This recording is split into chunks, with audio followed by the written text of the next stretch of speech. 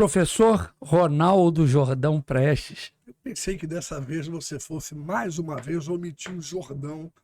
Porque você sempre falou Já Ronaldo falamos Prestes. tanto de Jordão, que é o nome de um rio Nome de um rio. Que importantíssimo, é verdade, da região da Jordânia. O portuguesamento que meu avô fez, porque na origem era Gerdaui. E aí ele padronizou para Jordão, que eu acho muito bonito também. Seja bem-vindo mais uma vez, obrigado, claro. Pessoal que está ouvindo a gente, que está vendo a gente. Tem gente que está só ouvindo, porque a gente vai colocar no Spotify, vamos colocar aí no YouTube Music, mas sim, poder ver a gente aqui. E é sempre um prazer. É isso. Ver os seus olhos, professor Ronaldo. Os olhos verdes. Se eu tirar os óculos aí, não são olhos verdes, são olhos glaucos. Sabe o que significa glaucos? Não. Em que se misturam as cores azul e verde. Se você olhar bem, né, ela tá rindo. 1 em 1 milhão. 1 em 1 milhão, né? Isso é uma marca naturalmente cósmica, que só eu sei. Homozigoto recessivo, o pessoal de casa, eles entenderam. Já entrou numa área que eu não conheço. Tá vendo? Eu andei estudando antes aqui, peguei um livro ali para ler genética. Você tem uma cultura geral que realmente seduz, encanta, inveja. Tá certo. Mas é que o pessoal que está vendo a primeira vez não sabe, mas isso aqui é recorrente. Ronaldo fazendo esses galanteios. Não, mas é verdade, é verdade. Já te falei que você é meu amigo, meu avô.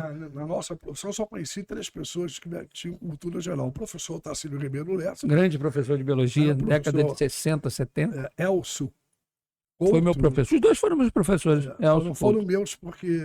Não, você foi... E você, o professor Vladimir Correia. Isso aí os 3 aí, para mim. É um exagero seu. Geral que eu conheci. É quase uma hipérbole. E cai na UERJ, inclusive, hipérbole cai, né? Tá dentro do rol lá, na lista das figuras que aparecem. E 46 anos de magistério, eu só conheci vocês 3 como excelentes professores, né, como cultura geral, com amplitude, com abrangência de conhecimentos de algumas áreas de conhecimento.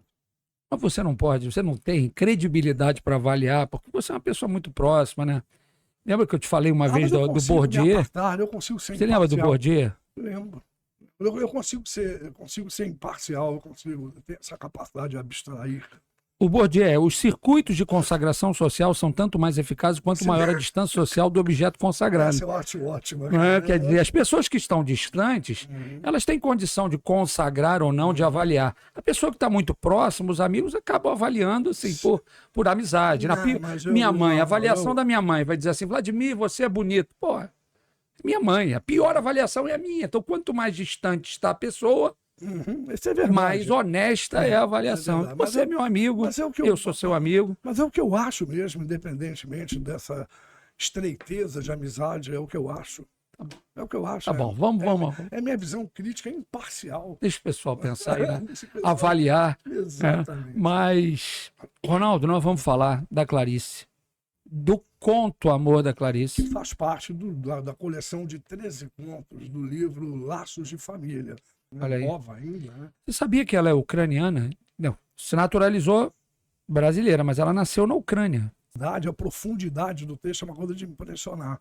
As associações alegóricas, metafóricas que ela faz o tempo inteiro é uma coisa realmente muito boa. Inclusive, é importante. E difícil, né? O pessoal que está vendo aí a gravação, deem uma pausa e peguem o texto para acompanhar. A gente vai fazer leituras de pequenos trechos e comentar.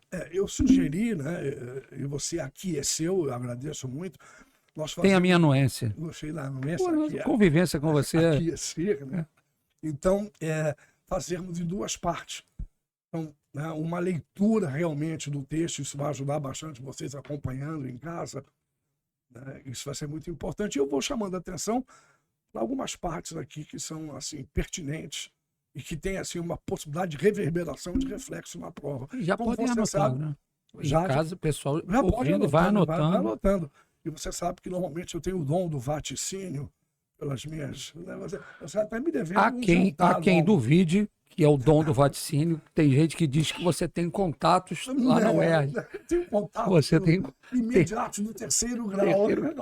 É sobrenatural isso. Sobrenatural, né? É isso. Fazendo uma intertextualidade aqui com aquele filme que passou há muitos e muitos anos. Eu era Contatos jovem. imediatos, 3º grau. Ótimo filme, inclusive. Excelente filme, né? Excelente. O Ronaldo tem um negócio assim de de convivência, de amor aos astros, ao sobrenatural. O Ronaldo tem um pouco de... Né? Mística em mim é muito forte. Cósmica, transcendental, Então, de repente, é isso. onírica, e vai por aí afora. De repente, quem sabe, né? É isso. Não, eu acho, sim.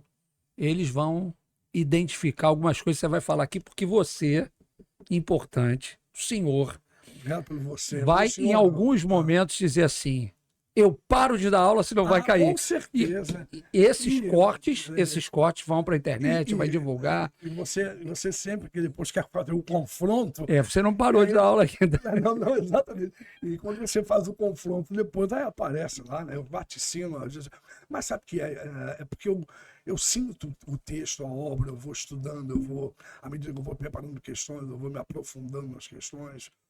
Ou seja, eu fico quase na disposição, é difícil, né? Eu vou falar agora, disposição anímica do autor.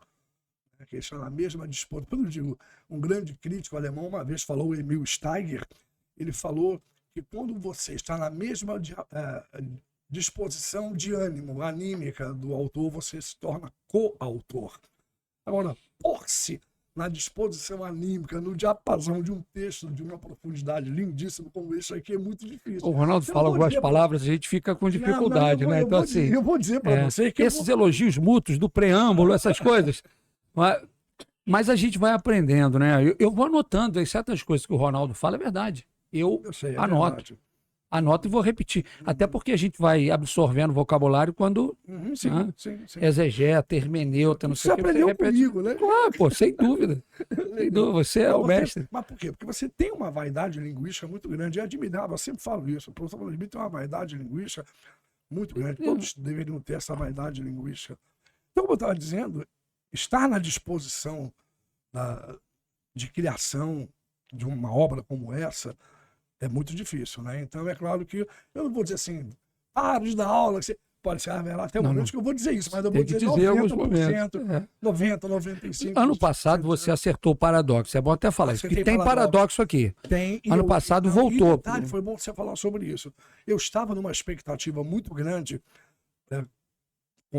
quando saísse o edital da UERJ. Sinestesia. Eu estava apostando na sinestesia, porque o texto tem muitas partes sensoriais, sim, bastantes partes, concordância aí nominal, bastantes partes. Bastante.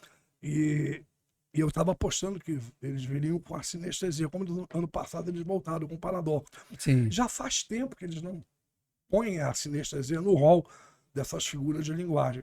Mas eles não voltaram com a sinestesia, então não vai cair sinestesia. Mas mantiveram o paradoxo. Mantiveram o paradoxo, porque há muitas partes paradoxais aqui nesse ponto. Para o Enem, então, rapidamente, sinestesia.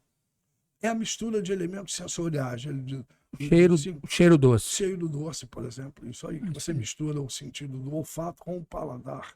Né? Então você tem a sinestesia. Pode aparecer no Enem? Pode aparecer. Embora eu acho que a ocorrência seja muito pequena, mas pode aparecer. Mas eles fizeram o que agora? Entraram com uma coisa que eu também estava apostando. Eu falava até em sala de aula. A probabilidade deles voltarem com a sinestesia e a epifania. Ah, sim, epifania. E aí nós temos nesse texto duas grandes epifanias. Nós vamos falar muito sobre isso. E voltou a epifania, tá? Eles puseram a metaficção. Não é coincidência, não. Não é coincidência, eles vão epifania. Só que eu acho que eles não vão... Paro de dar aula, se não cair. Mas vai cair, só que não vai cair lá com uma alternativa. Não vai ser... Eles vão colocar no caput na questão, em algum momento eles vão falar da epifania, dessa metalinguagem, quando eles vão explicar o que eles estão cobrando. Então eu acredito que eles colocam a palavra epifania, que a gente precisa entender que é uma aparição. Não vamos ficar no significado, no semantema, no sentido estritamente religioso, de onde foi a psicogênese, gostou dessa? A psicogênese da palavra epifania. Então, epifania na literatura é essa aparição, né, que vai despertar, e a gente vai deixar para falar sobre essa epifania à medida que a gente for lendo aqui o conto. Então, e uma outra coisa que eles puseram de volta, puseram para a primeira vez, a metaficção. Porque no ano passado eles cobraram, no caput, lá no enunciado, eles cobraram a palavra metaficção. Pouca gente conseguiu decodificar a metaficção como metalinguagem na narrativa de ficção. É quando o autor explica a própria obra, né? Sim. Então, tem o metapoema, a metapoesia também. Vai além da ficção. Exatamente. Então, quer dizer, e eles puseram agora a metaficção. Isso sintomatiza a possibilidade de eles cobrarem a metaficção. Sim, eu acho muito pequena a possibilidade, mas existe essa possibilidade de eles cobrarem a metaficção, como eles fizeram no passado. Vamos lá, então. Vamos lá.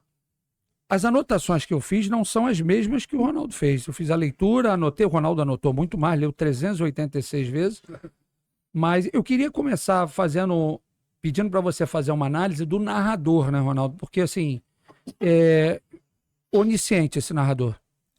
Ele não deixa de ser um narrador observador, mas ele é muito mais onisciente, porque ele sabe, quando ele cria esses personagens, ele que, na verdade, o único personagem que tem nome aqui é a protagonista Ana. Então, ele sabe de todos os sentimentos, as impressões, os pensamentos dela. Então, é um narrador muito mais onisciente. Até no simulado 2 lá do nosso Supermédio, eu cobrei um fragmento em que nós tínhamos o narrador onisciente. Eu não tinha reparado, só tem a Ana. Só tem a Ana, não tem a Ana, tem o marido, tem os filhos. Mas não tem os nomes. Não tem os nomes. Tem um trecho, inclusive, que fala uma senhora de azul com o rosto. Exatamente, ela não vai dar nome. O rosto. Ela não dá. O narrador, né? O narrador, que pode ser ele ou ela, Sim. não está dando nome aos personagens, a não ser a Ana, a protagonista. E assim, e ao mesmo tempo, está em todos os lugares esse narrador, sim, né? Sim. É uma espécie de onipresença. O bico. O bico, exatamente. O bico. Onipresente. Legal. Em momentos diferentes, ele está em momentos diferentes, porque não está acontecendo tudo ao mesmo tempo. E tem um pedacinho depois, Ronaldo, que eu percebi aqui, que parece que ela se coloca na história. Mas isso já lá pro final, né? Depois a gente fala na segunda parte. Isso bem, exatamente. Bom, vou fazer a leitura, então, pessoal, por favor, acompanhem. Vamos marcando aí o que é importante. E o Ronaldo vai. Eu já disse para o Ronaldo mais cedo aqui, eu vou fazer a leitura desse primeiro parágrafo pequeno e depois do outro um pouquinho maior. Eu sei que ele vai me interromper no meio do caminho, mas não precisa nem pedir desculpa. Não precisa. Dê licença, Vladimir. Não, me interrompa quando for preciso. Vamos lá. Um pouco cansada, com as compras deformando o novo saco de tricô, Ana subiu no bonde. Depositou o volume no colo e o bonde começou a andar. Recostou-se então no banco, procurando conforto, num suspiro de meia satisfação. Os filhos de Ana eram bons, uma coisa verdadeira e sumarenta. Cresciam, tomavam banho, exigiam para si, malcriados, instantes cada vez mais completos. A cozinha era enfim espaçosa, o fogão enguiçado dava estouros. O calor era forte no apartamento que estava aos poucos pagando. Mas o vento batendo nas cortinas que ela mesma cortara, lembrava-lhe que se quisesse podia parar e enxugar a testa, olhando o calmo horizonte. Como um lavrador. Ela plantara as sementes que tinha na mão. Nas outras, não outras, mas essas apenas. E cresciam árvores. Crescia sua rápida conversa com o cobrador de luz. Crescia água enchendo o tanque. Cresciam seus filhos, crescia a mesa com comidas. O marido chegando com jornais e sorrindo de fome. O canto importuno das empregadas do edifício. Ana dava tudo tranquilamente. Sua mão pequena e forte, sua corrente de vida. Maravilha, né? Maravilha, né? Mesmo sem entender nada, é bonito. Não, essa foi boa, mesmo sem entender nada. Mas a história é simples. É legal demais. De uma mulher de classe média, bem casada, né? Mas o problema todo é quando ele começa com essas imagens todas, essas digressões. Não, tem que ler de novo. E uma coisa de cara que eu gosto de chamar sempre a atenção aqui, vamos confrontar este primeiro parágrafo com este segundo parágrafo. Um dos recursos narrativos, uma coisa que eu percebi nesse texto aqui, é a suspensão do tempo presente da ação, para ela poder falar sobre cenas e acontecimentos anteriores ao fato do que está sendo narrado. Se você reparar, ela começa a narrativa assim um pouco cansada, com as compras e vai embora. Sim. Já no segundo parágrafo, ela não dá continuidade à narrativa. Mas uma digressão. O tempo presente, essa suspensão do tempo presente da ação, pode ser muito franco, vai ser difícil a UERJ não cobrar. Eu acho que a UERJ cobra isso. E repare que depois ela vai falar assim, ela vai voltar lá na frente, né? Sim, não, bem depois. Eu vou dizer para você, nós temos aqui, ela vai voltar, vou te dizer onde. Lá no... Deixa eu ver aqui. O bonde vacilava, não é isso? No quinto parágrafo. Parabéns, hein? Gostei do seu tendo. Gostei, percebeu isso. Ela vai continuar a narrativa lá no quinto parágrafo. Quer dizer, do segundo ao quarto parágrafo, ela vai ficar o tempo todo falando Que é genial. Porque ela podia começar, né? A Ana, com o marido, não sei o quê, não sei o quê. E começa a dizer o que aconteceu com a Ana. Não, ela começa, exatamente ela isso. para e retorna. Ela vai Fugindo dizer- do lugar comum, né? É. Então ela vai dizer, os filhos de Ana eram bons, uma coisa verdadeira, sumarenta, cresciam, tomavam banho e vai embora. Quer dizer, e mantém isso. Ela sai da narrativa, da ação principal da narrativa, do tempo presente da ação, para cometer esses desvios, essas digressões, e são muito boas, porque isso aqui faz parte do estilo descritivo. E uma outra coisa importante para a qual eu quero chamar a atenção é o seguinte: repare que a narrativa para valer por excelência, o texto narrativo, e isso a UERJ provavelmente também vai cobrar, porque logo o primeiro conteúdo programático da UERJ é tipologias de texto.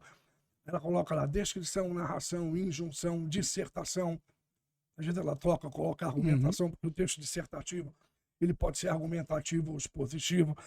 E o interessante aqui é a mudança do estilo narrativo para, a partir do segundo até o quinto parágrafo, quando ela retoma o tempo presente da ação, ela vai fazer o texto descritivo. Repare como ele é descritivo mesmo.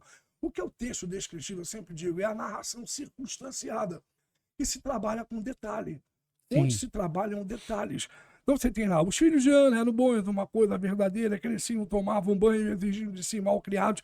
Não se esquecendo que isso é importante o aluno saber, o candidato saber, que do segundo parágrafo até o quarto parágrafo, só no quinto parágrafo que vai retornar, ou retomar, como você falou, o bonde vacilava nos trilhos, você tem o tipo de texto descritivo. Isso aqui é descrição pura. Maravilha. Bom saber isso. Vão anotando aí, galera. É bom anotar isso aí. A narração para valer, uma vez um aluno me perguntou em sala assim, mas o texto descritivo pode ser um texto narrativo? Eu digo sim, existe o texto narrativo e descritivo. Como eu falei há pouco, o texto descritivo, ou a descrição, tanto faz, é um texto, é uma narração circunstanciada. Essa palavra é uma palavra-chave, circunstanciada, por quê? Porque vai trabalhar com detalhes, vai apresentar características, ou de um cenário, ou de uma ambientação, ou de uma indumentária, de personagens, vai detalhar tudo. O texto descritivo é isso. E tem muito leitor que não gosta do texto descritivo. Sim, os autores realistas, eles adoravam fazer o texto descritivo. Eu, particularmente, adoro o texto descritivo. Tem gente que exagera, né? Aquela camisa amarela, o botão cor-de-rosa, de linho, não sei o quê. Eu sou suspeito porque eu tenho assim, uma predileção pelo texto descritivo. Você vive mais o texto, né? Vive mais. Né? Você passa a saber essas filigranas, esses detalhes, esses pormenores são muito importantes. Então, bom a gente ver que nós temos, primeiro, de cara, uma suspensão, né, do tempo presente, daquela ação presente, porque ela começa aqui na narrativa, depois ela muda, faz uma digressão, esse desvio com o texto descritivo. A probabilidade da UERJ cobrar o texto descritivo é muito grande, eu estou apostando muito nessa possibilidade também. Maravilha. Ainda no segundo parágrafo, desculpe, quando vou tossir, que eu estou agora em convalescência de uma gripe muito forte que eu tive. Então, depois ela vai dizer assim, o calor era forte no apartamento que estavam aos poucos pagando, que é classe média, é a mulher da classe média. Mas o vento batendo nas cortinas que ela mesma cortara, lembrava-lhe que se quisesse podia parar e enxugar a testa. Isso é legal demais, né? Mas o bonito que eu vou chamar a atenção aqui, pode ser que a UERJ faça uma referência a isso numa das questões, é a pontuação estilística. Repare que quando ela vai fazer a comparação com o lavrador, ela coloca essa estrutura como um lavrador entre dois pontos.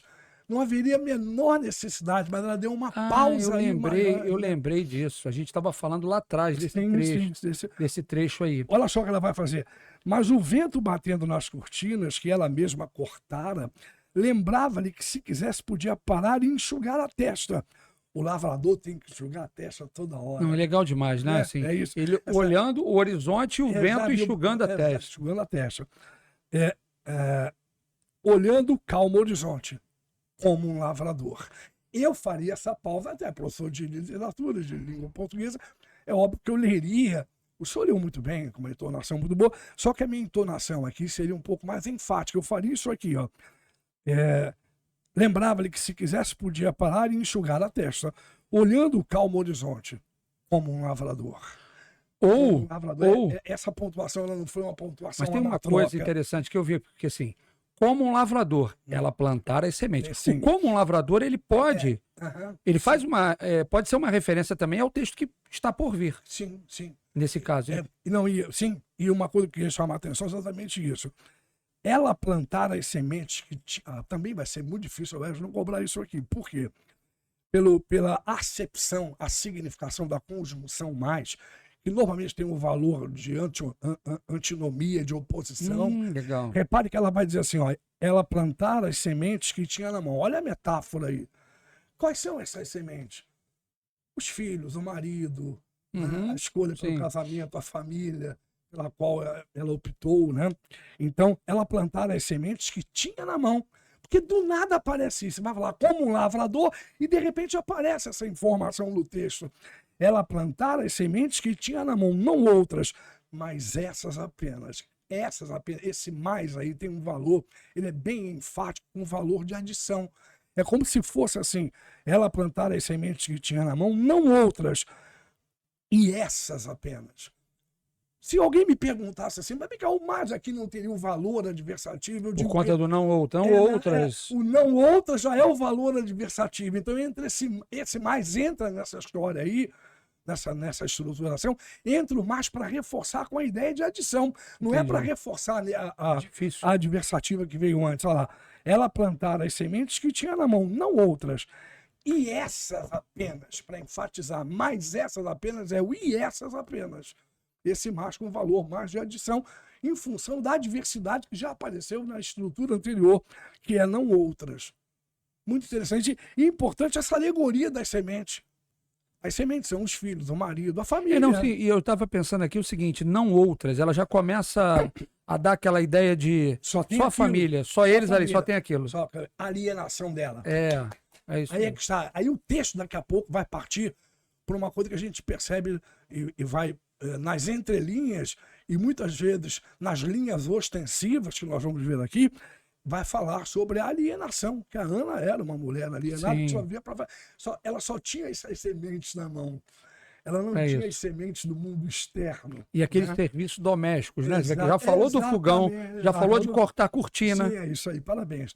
Que ela vai dizer mais na frente, as lides, as lutas, né, diárias, cotidianas, né, Bom, enfim, aí continua lá, cresceu só rápido a conversa e vai embora, até que chega o momento que eu acho maravilhoso, o marido chegando com os jornais e sorrindo de fome. Você tem um trecho sorrindo de fome aí, que ele pode ser uma hipérbole. Sorrindo de fome numa metonímia, olha a metonímia entrando aí, olha o perigo. A UERJ pode, de repente, dependendo, eu sou capaz de fazer 3 questões só com esse sorrindo de fome. Eu faço 3 questões encaminhando muito bem ou para metonímia, ou para hipérbole, ou para o paradoxo. E é um paradoxo também, sorrindo de fome. Ninguém sorri de fome. Sim, porque ele sabia que ela vai preparar a comida dele, quer dizer, ele está com fome, mas ele está feliz porque... Mas foi intencional da Clarice usar essa imagem, e sorrindo de fome. Quer dizer, como se fosse morrendo de fome, porque ele estava morrendo de fome. Ele estava feliz porque sabia que ela ia preparar o prato dele. Mas ele chegou com muita fome, a gente não pode negar isso. Ele chega com muita fome, sorrindo de fome. E aí entra no lugar de morrendo de fome, com muita fome. Então você tem a metonímia aí também desse trecho. Mas eu aposto mais nisso aqui como um paradoxo. Você tem aqui só nesse trecho uma hipérbole, porque é um exagero, sorrindo de fome. Sorrindo de fome como um paradoxo. Como um paradoxo também. Tá? E depois ela vai fechar lá, né? Ela não, ele, o narrador. Eu vou falar ele ou ela, o narrador, pode ser o próprio autor. Ana dava tudo tranquilamente, sua mão pequena e forte, só corrente de vida. Então repare que esse corrente de vida aí é aquela pequena corrente, essas sementes que ela tem, formando aquela corrente da vida, de vida que era a família, né? Então, não esquecendo que as sementes funcionando como metáfora da vida cotidiana em família. Isso aí, semente que ela só tinha aquelas sementes em mão. Ela só tinha em mão aquelas sementes, e não em mãos. Nas mãos tudo bem, mas em mão tem que ser no singular, porque é uma locução adverbial inflexionável. Você não diz eu vou a pés, você diz eu vou a pé. Eu vou a pé, exatamente. Você vai a partir do princípio, que tem que falar em mãos, porque vai usar as 2 mãos, então tem que falar eu andei a pés. E você não anda a pé, você anda a pé, porque locução adverbial é invariável, inflexionável na língua portuguesa, né? É isso. Vamos para o segundo. Vamos? Então vamos aí para o Vamos lá. parágrafo seguinte. Certa hora da tarde era mais perigosa. Certa hora da tarde as árvores que plantara riam dela. Quando nada mais precisava de sua força, inquietava-se. No entanto, sentia-se mais sólida do que nunca. Só um minutinho, desculpa. Por favor. Perdões, aí Por não tem favor, como- eu falei para você que não precisa pedir perdão. Pode fazer, pode ir. Essa certa hora da tarde era mais perigosa. Isso vai trabalhar a questão da ociosidade da personagem, que vai dar margem a por que perigosa. É importante falar. Mas o que eu queria chamar a atenção, depois eu vou falar sobre isso. É quando diz assim, ó, quando Nada precisava de sua força, inquietava-se. inquietava-se. E logo à frente vai dizer, no entanto, sentia-se mais sólido. Olha um paradoxo estrutural aí. Como é que alguém Sim. em inquietude pode se sentir mais sólida? Isso é um Paradoxo estrutural. estrutural. É um paradoxo Entendi. Não é que não é, você não vê direto aqui nas duas palavras. Não vê. Legal isso. Mas vai, Legal. pode continuar. Não, sim, é importante, Ronaldo. E assim, essa questão dela tá um pouco agoniada com o fato de não ter o que fazer. Ela volta a isso em alguns Vai momentos. voltar em alguns momentos. Exatamente. Ela não tem mais o que fazer porque ela cuida dos filhos e chega um momento agora é não aquele tem. tempo ocioso que vai propiciar que elas pensar em outras coisas, fazer algumas reflexões, né? E isso pode desvirtuá-la do caminho familiar. Mas vamos lá, continua. Quando nada mais precisava de sua força, inquietava-se. No entanto, sentia-se mais sólida do que nunca. Seu corpo engrossara um pouco e era de se ver o modo como cortava blusas para os meninos, a grande tesoura dando estalidos na fazenda. Todo seu desejo, vagamente artístico, encaminhara-se a muito no sentido de tornar os dias realizados e belos. Com o tempo, seu gosto pelo decorativo se desenvolvera e suplantara a íntima desordem. Parecia ter descoberto que tudo era passível de aperfeiçoamento. A cada coisa se emprestaria uma aparência harmoniosa. A vida podia ser feita pela mão do homem. Muito lindo isso. A vida podia ser feita pela mão do homem. E você não falou do lavrador? Ela está lavrando Sim. a terra, a família família como metáfora. Já tinha falado do fogão, citou ali. Tem um outro momento que fala também dela cortando as cortinas. Sim. Agora, o mais interessante aqui nesse parágrafo é essa reiteração da expressão certa hora da tarde. Ela vai fazer duas vezes mais à frente, daqui acho que a 2 parágrafos, vai usar a mesma questão dessa hora perigosa da tarde, em que ela não tinha nada mais para fazer, estava tudo arrumado, tudo pronto. E uma coisa para a qual quero chamar a atenção, repare que a palavra, nós temos ali a palavra inquietava-se, com desordem, né? Quer dizer, é uma espécie de enumeração, e depois ela vai dizer assim, olha só o finalzinho do parágrafo, diz assim, parecia ter descoberto que tudo era passível de aperfeiçoamento, a cada coisa se emprestaria uma aparência harmoniosa. A vida podia ser feita pela mão do homem. Eu sempre digo que isso aqui é uma espécie de intertextualidade. Isso é uma referência a uma frase bíblica que diz mais ou menos assim, a vida foi feita pelas mãos de Deus. Sim. E trocou, sim, né? Sim. Porque não pode Legal. ter a vida feita pela mão do homem. Isso é uma troca, né?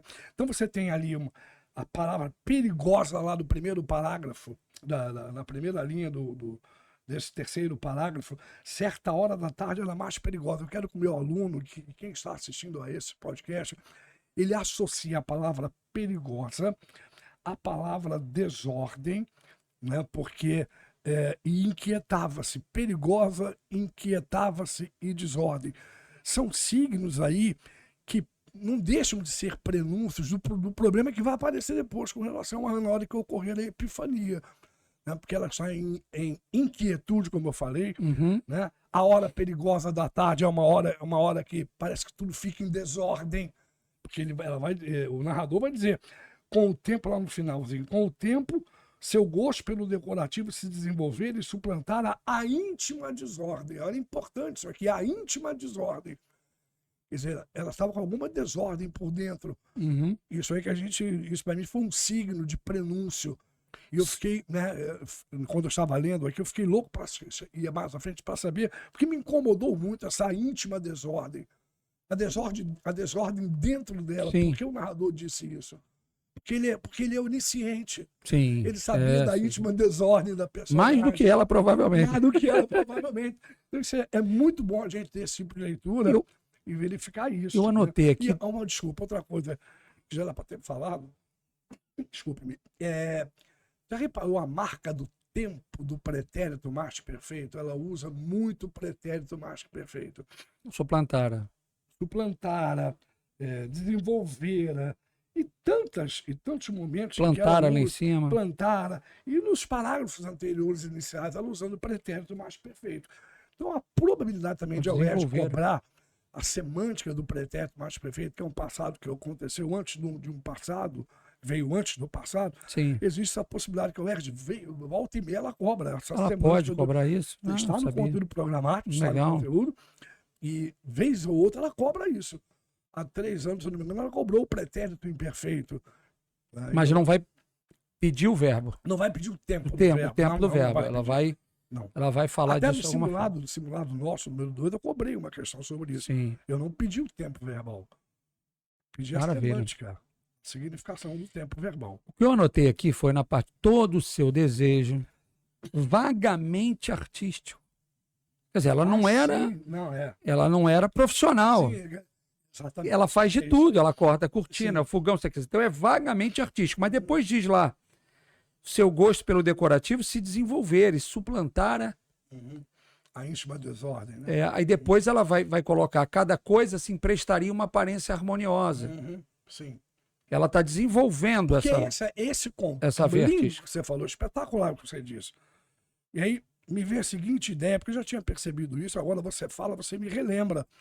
Nós estamos vendo aqui, na verdade, um confronto entre a vida dela de casada, que era uma vida boa, tranquila, harmoniosa. Que ela escolheu. Que ela escolheu, vai ser o final de um parágrafo. Exatamente. Mas intimamente ela estava em desordem.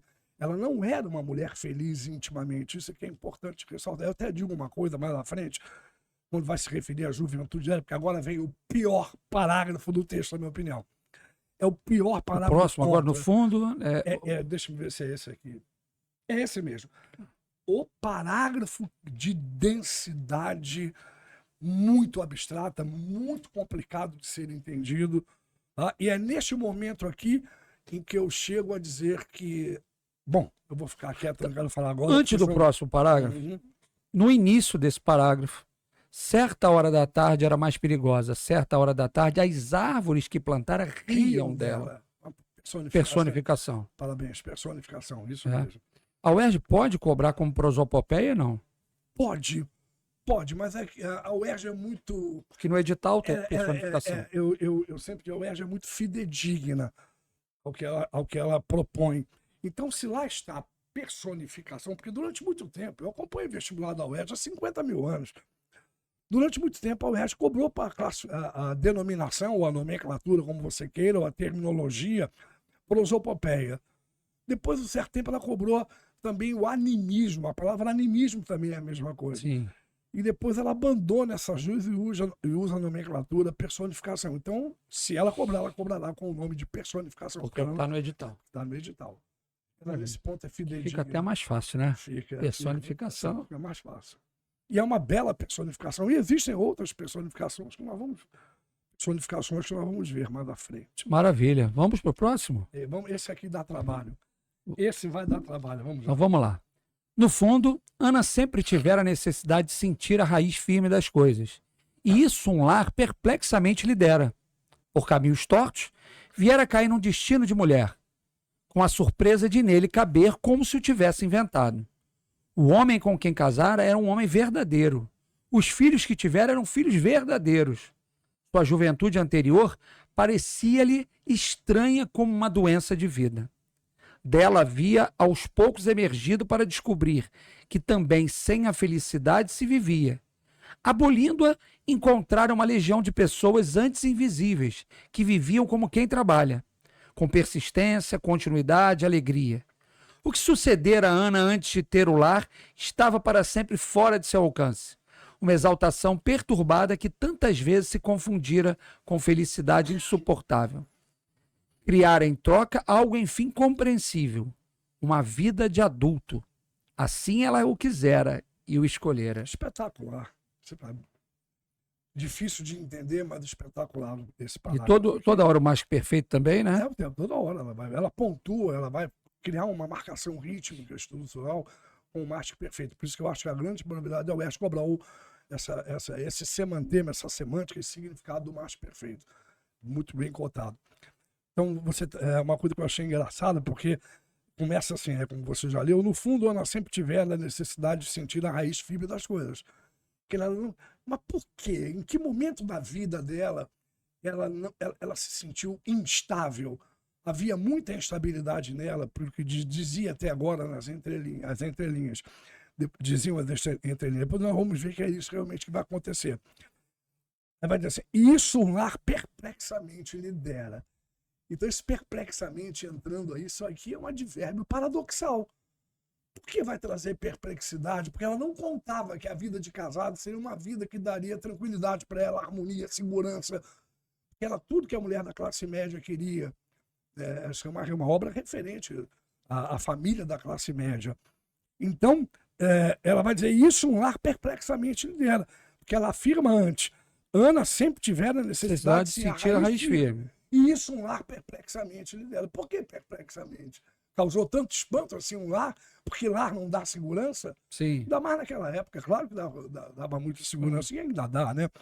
Mas aí uma coisa muito interessante que eu ressaltei foi quando diz assim, por caminhos tortos viera cair num destino de mulher. Quer dizer, a questão cultural, né?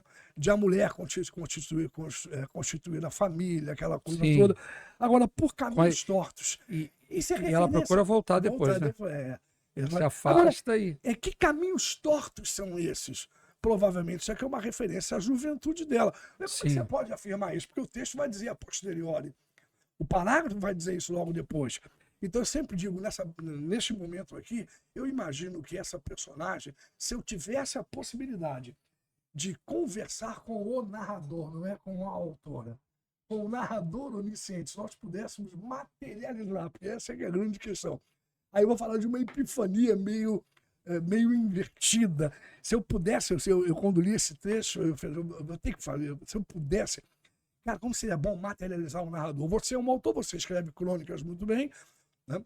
Imagine você, se você, como narrador, não como o autor, o Vladimir Corrêa da Silva, mas como o narrador, que o narrador nem sempre é o autor. Isso aí o Fernando Pessoa dizia muito bem num poema lindo dele. Já pensou se você conseguisse, eu conseguisse materializar você materializado como narrador? Será que o narrador, né, é a mesma coisa mesmo que é toda a gama de sentimentos, de compreensão do mundo e visão do mundo do autor? Nem sempre. Então, se eu pudesse materializar aqui o narrador, seria interessante, porque aí não deixaria de ser uma epifania, perguntar assim, diz para mim, essa Ana que você criou aqui como esse personagem, para falar da classe média, da mulher da classe média, que tem segurança, etc., bons filho, marido verdadeiro, filho verdadeiro, só me diga uma coisa, do fundo do coração, essa Ana era porra louca na juventude? Para mim era uma porra louca, porque por caminhos tortos. Olha só, ele diz, né? Sua juventude anterior parecia-lhe estranha, como uma doença de vida. Quer dizer, essa mulher pacata, essa mulher de família. Que antes era uma porra louca, provavelmente. É isso aí. É isso. E, porra, sacada. Então, quer dizer, ela se afastou do que ela era, o caminho torto. É porque, agora, esse porra louca, deixar bem claro para todo mundo aqui, que não pode ser uma visão pejorativa, não. Sim. Esse porra louca, porque vai falar o que aqui? Ao momento que ela vai dizer assim, ó, felicidade insuportável, exaltação perturbada, ou seja, aqueles arroubos da juventude que a gente... Eu já fui jovem, você já foi também jovem. Na juventude a gente acaba de fazer um monte de coisas que nós não faríamos numa idade mais adulta, né? Então ela podia ser uma porra louca e daí a perplexidade de ela, daí o escolher a vida de casado, a família, a perplexidade de um casamento e da raiz firme das coisas. Quer dizer, é uma referência à juventude que era uma coisa muito instável para ela, né? E não é verdade, olha só. Isso a gente relê agora com essa leitura. Não, na sequência dela havia aos poucos emergido para descobrir que também sem a felicidade aí é uma metonímia Aí, juro por Deus, desculpa, eu vou começar a me empolgar, você me conhece. Quando eu começo a me energizar, pode falar. Não, eu quero que você diga. O quê? Paro de dar aula. A chance de novamente a UERJ cobrar metonímia, eu paro de dar aula se não cair metonímia dessa vez, mais uma vez, novamente. E por que eu estou dizendo aqui? Cara, como é que você pode ser visionário? Porque vão fazer essa crítica a mim. Cara, você está sendo visionário, vendo metonímia onde não existe, pois eu vou dizer onde é que está a metonímia. E eu vou provar porque é uma metonímia. Porque quando diz assim, ó, o homem com quem casar era um homem verdadeiro, os filhos que tiveram eram filhos verdadeiros, autênticos, ela era feliz. Sim. Mas intimamente ela não era. E aí me intrigou. Não é metonímia ainda. Por que ela não era feliz? A gente vai descobrir logo depois da primeira epifania. São duas epifanias, isso é bem claro aqui, eu sempre digo isso. O cego e o jardim botânico. Só que a UERJ não vai cobrar como... Paro de dar aula se eu estiver errado. A UERJ não vai cobrar o cego como epifania, vai cobrar o jardim botânico. E o jardim botânico vai falar de uma coisa fantástica, vamos deixar porque o do cego é mais fácil, né? É mais fácil, exatamente. Mas o que eu quero chamar para... o que para mim é... Ronaldo, nós estamos aqui conversando há 47 minutos, quase Já 48. Tudo isso, né? Eu acho que a gente tem que fazer 3 episódios e não eu 2. acho a ideia ótima, 3. Porque Porque a gente vai continua... dissecando. É isso. Né? A gente vai dissecando isso aqui e vai ser ótimo para o aluno que está assistindo, vai ser muito bom para ele. E a gente também se deleita com isso. Eu, por mim, ficaria o dia todo aqui falando. Então, repare que ela vai dizer, o narrador, ou a narradora, vai dizer assim, ó, porque até então não falou de juventude. O homem com quem casar era um homem verdadeiro. Os filhos que tiveram eram filhos verdadeiros. Não esquecendo perplexamente que apareceu antes. Lá atrás, isso. Um lar perplexo. Perplexamente lhe deu essa segurança, essa raiz firme das coisas. Aí entra com um elemento importante, aí começa a esclarecer, começa a iluminar sua juventude. Então é uma referência à juventude. Eu dizia que ela era uma porra louca, então... Sua juventude anterior parecia-lhe estranha, como você ressaltou bem, como uma doença de vida. Agora que vem um detalhe. Dela havia aos poucos emergido para descobrir que também sem a felicidade, né, se vivia. Então a grande pergunta aqui, pelo amor de Deus, eu fiquei maluco nesse trecho. Porque quando o narrador diz, ou a narradora, eu vou ficar enfatizando isso o tempo inteiro, dela havia aos poucos emergido para descobrir que também sem a felicidade se vivia. Quer dizer, ela não era feliz no casamento, ela era feliz na juventude. O que o texto está afirmando aqui é isso. Viver sem a felicidade, ela descobriu que, e logo na sequência vai dizer isso, abolindo a felicidade. Esse ai que é anafórico, é um pronome oblíquo anafórico, retoma a felicidade, retoma a juventude, abolindo-a, já vou falar da metonímia ainda. Encontrar uma legião de pessoas antes invisível. Ela era uma alienada, como jovem se tornou alienada casada também. Uma das marcas desse personagem, o que é uma alienação cultural, que nós vamos falar do Assim Escolheram daqui a pouco. Quando ele fala dela havia aos poucos, ele está falando da juventude. Sim, dela a juventude havia aos poucos emergido. Para descobrir que também sem a felicidade. Ela era mais feliz na juventude? Que é isso? Cria uma contradição louca aqui. Sim. Mas aí só vai entender isso depois de muito sentir. Eu sempre falo dos chamados. Vou ter que botar os óculos para longe agora. Uma digressão que eu vou fazer. Eu sempre falo dos registros acásicos. Que legal isso aqui, cara. Os registros acásicos. Cara, eu fiquei tão preso a isso aqui várias vezes. Não foi na primeira vez, que eu lá para a 10ª vez nessa releitura desse parágrafo. Foi o parágrafo que mais me incomodou. O parágrafo que mais me incomodou, cara. E esse trecho eu fiquei travado, eu não saía desse trecho aqui. Eu percebi uma coisa agora também, não sei se vai ao encontro do que você está pensando. Vai ao encontro dele. É isso. Mas para só não esquece. Vai. Não esqueça. Ou não esqueça. Quando dela havia aos poucos emergido para descobrir que também sem a felicidade se vivia. Quer dizer, a felicidade era a juventude dela. Então ela vai casar, porque ela vai ter construir uma família, abolindo-a, e encontrar uma legião de pessoas antes invisíveis, para ela não perceber isso.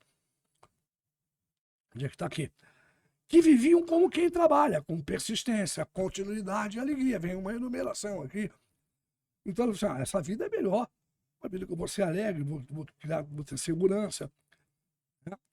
o que suceder a Ana, antes de ter o lar, estava para sempre fora do seu alcance.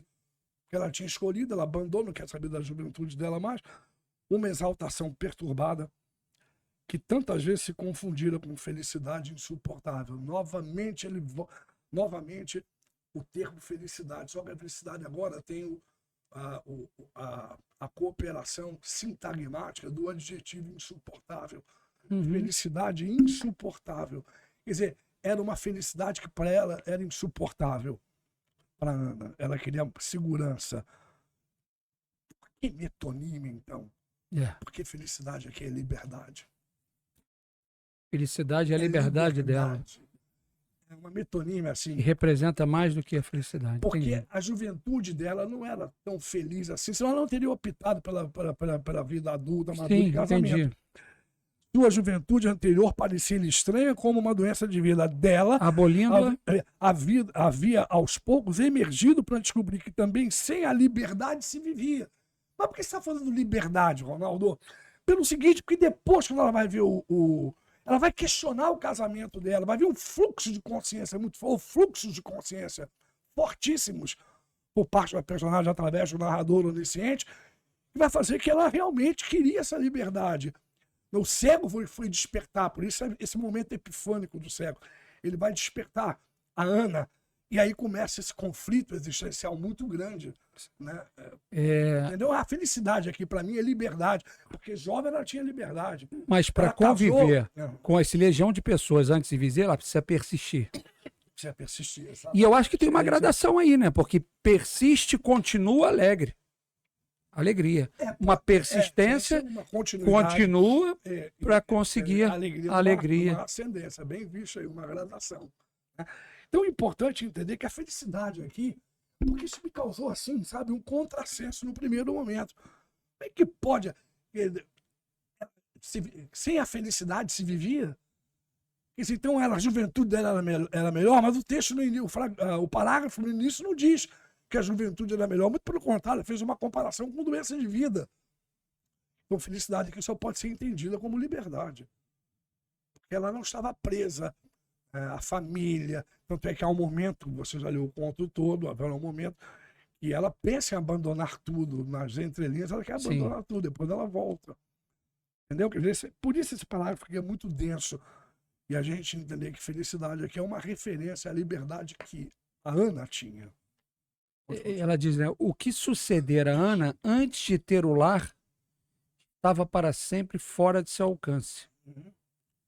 Exatamente. Por quê? Porque ela ficou presa às amarras do casamento, não tinha mais jeito.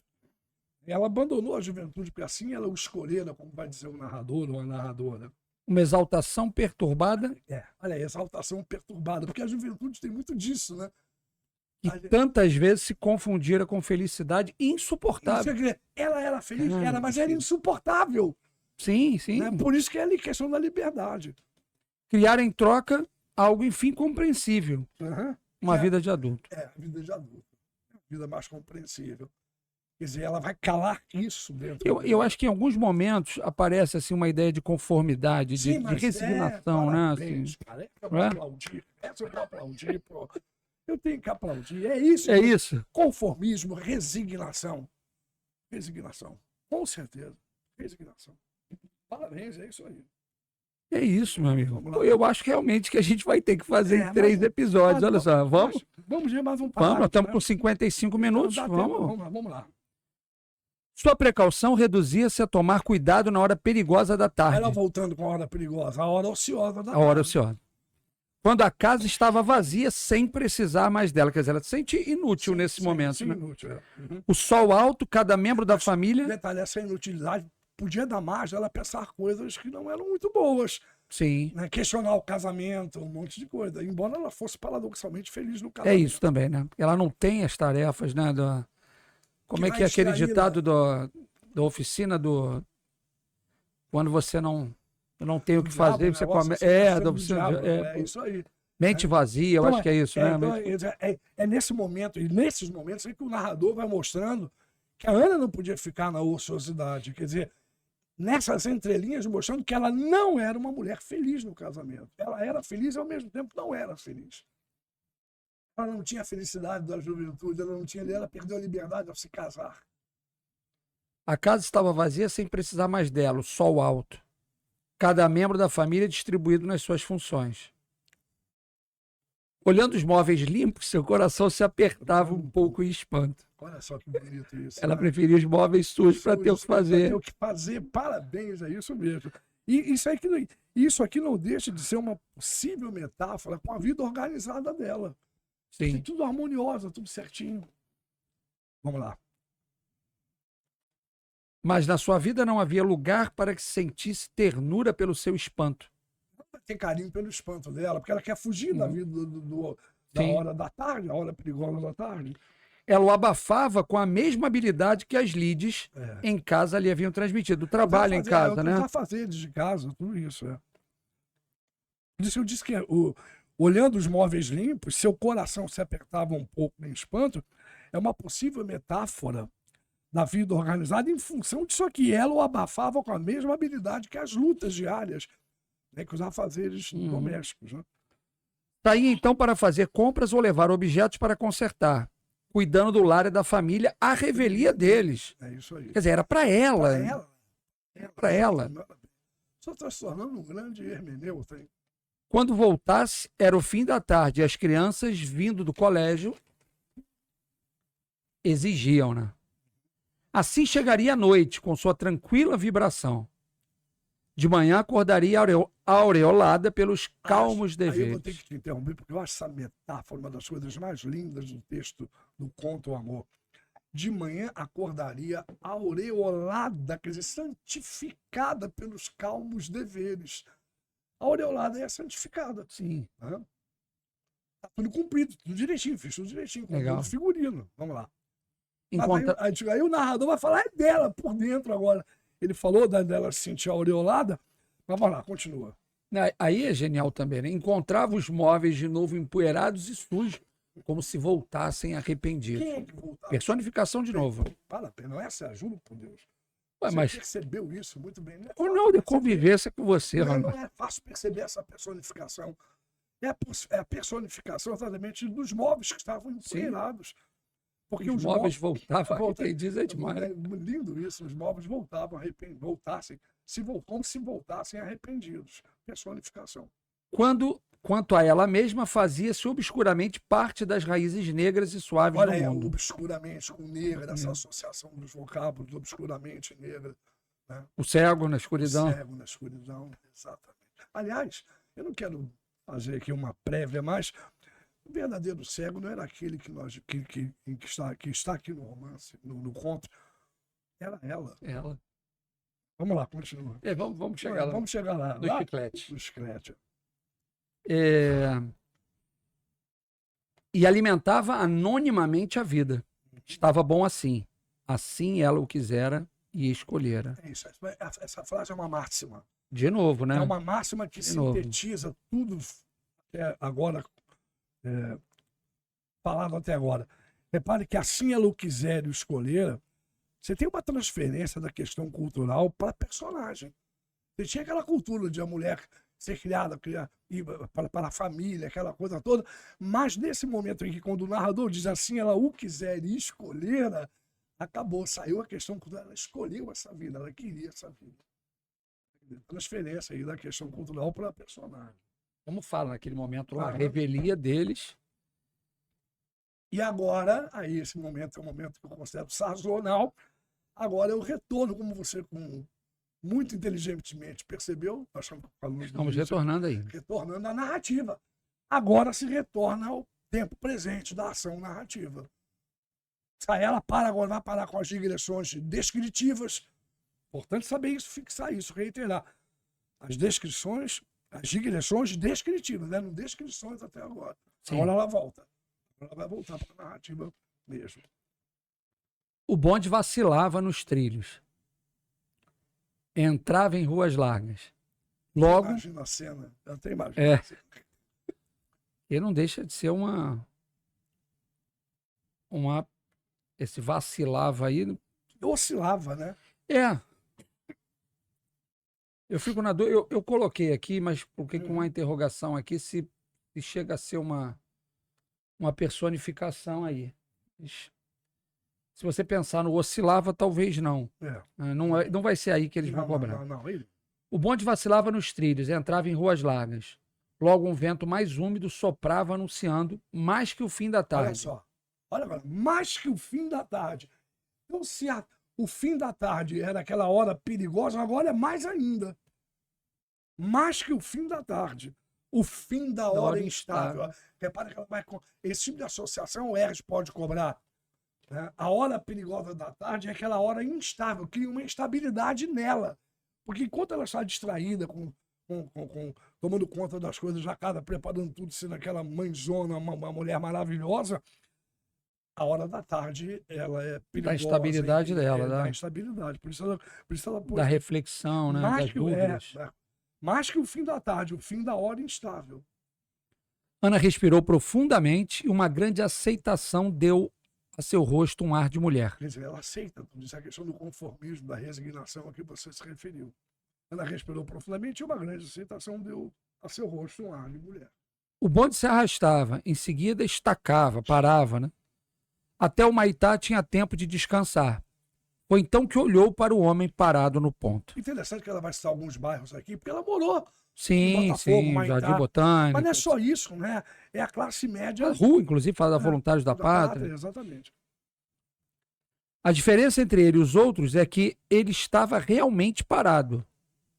De pé, suas mãos se mantinham avançadas. Tateando. Tateando, exatamente. Era o cego. E não sei se você... É uma coisa muito interessante que eu cobrei até no simulado, um pouquinho mais à frente. Olha, nós temos aqui 1, 2, 3. Lá no terceiro... Deixa eu ver. Sim. Lá no terceiro parágrafo após esse, em que nós temos ali do lado direito aqui do texto, né? O moleque dos jornais ria entregando-lhe o volume, mas não, acho melhor você ler. Então vamos lá. Vamos voltar. Acho melhor, senão eu vou... O que havia mais que fizesse Ana se aprumar em desconfiança. Alguma coisa intranquila estava sucedendo. Então ela viu. O cego mascava chicles. Um homem cego mascava chicles. Reitera, né? E acrescenta para homem. E eu acho que assim, eu vejo a ideia de... Eu cheguei a comentar isso com você, primeira leitura. Mas isso é, logo quando o texto foi liberado, eu li só uma parte, uma perplexidade dela, né? Sim, perplexidade. Eu fiquei com a impressão, inicialmente, né, de assim, o homem cego, ele, mesmo cego, mesmo na escuridão, ele está vivendo, ele está mascando chicles. Sim. E, como você falou da escuridão dela, né? Sim. Porque ele está ali com os problemas dele mascando.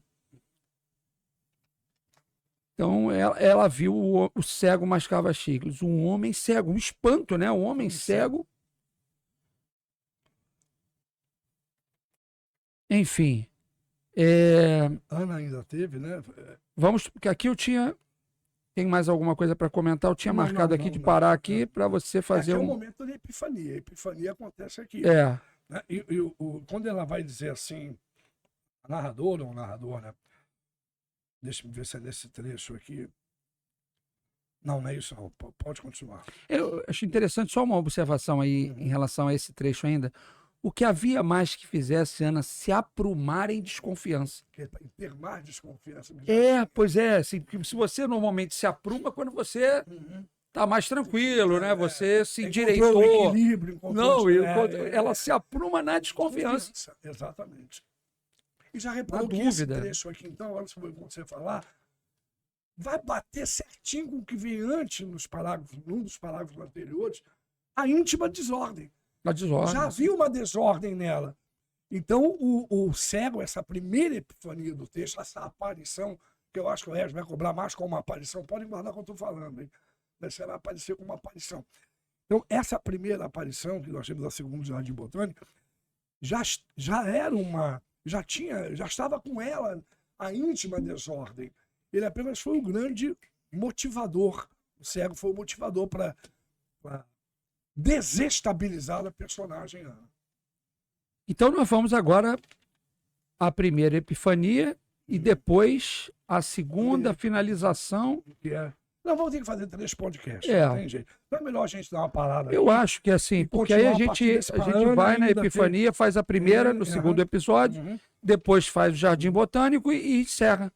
Há muita coisa para falar desse parágrafo. Nós vamos começar na próxima vez. Ana ainda teve tempo de pensar por um segundo que os irmãos viriam jantar. Nós temos aqui claramente o narrador onisciente, depois eu vou te explicar na época. Então, tem muita coisa. Como tinha nas novelas, né? É. A seguir as cenas do próximo capítulo, né? Então o Ronaldo já está adiantando aí. Mas vamos lá. Eu gostei dessa. Eu acho que é isso. Não dá nem vontade de parar, mas não tem jeito. É mais de 1 hora já, né? E aí vale a pena, né? Assim, antes do próximo, claro que o pessoal tem que ler tudo, mas antes do próximo faz uma leitura breve, pelo menos, do que a gente viu até agora para dar sequência. Tudo que a gente falou aqui, anotar numa folha, numa parte, num caderninho. Isso aí tudo é sintomático, tudo muito sintomático. Afinal de contas, nós estamos falando de 1/4 da prova, aproximadamente, né? Sim, é isso aí. Não é pouca coisa. Vai ajudar muito. É isso, galera. Então, espero que vocês tenham aproveitado aí, professor Ronaldo. Muito obrigado. Muito obrigado mais uma vez. Bom estar com você Isso. sempre, né? Até segundo capítulo. Isso. Pode ser. E rumo ao conceito A. Se Deus quiser. É isso. Eu sempre brinco com eles, meus alunos e quem está acompanhando o podcast também. Eu só peço que na hora da prova não deem gargalhadas, porque vão se sentir tão íntimos com a prova. Eu já vi isso. Para desestabilizar o concorrente, não pode. Não pode, exatamente. Eu lembro, só uma observação rápida para a gente encerrar. Eu dava aula em Juiz de Fora no ano 2000 e fizeram a camisa aqui atrás. Dá licença, estou passando. Candidato atrás. Né? Isso, né? Caramba. É isso, meu amigo. Obrigado, valeu, galera. Para vocês aí. Tchau. Até a próxima. Até a próxima.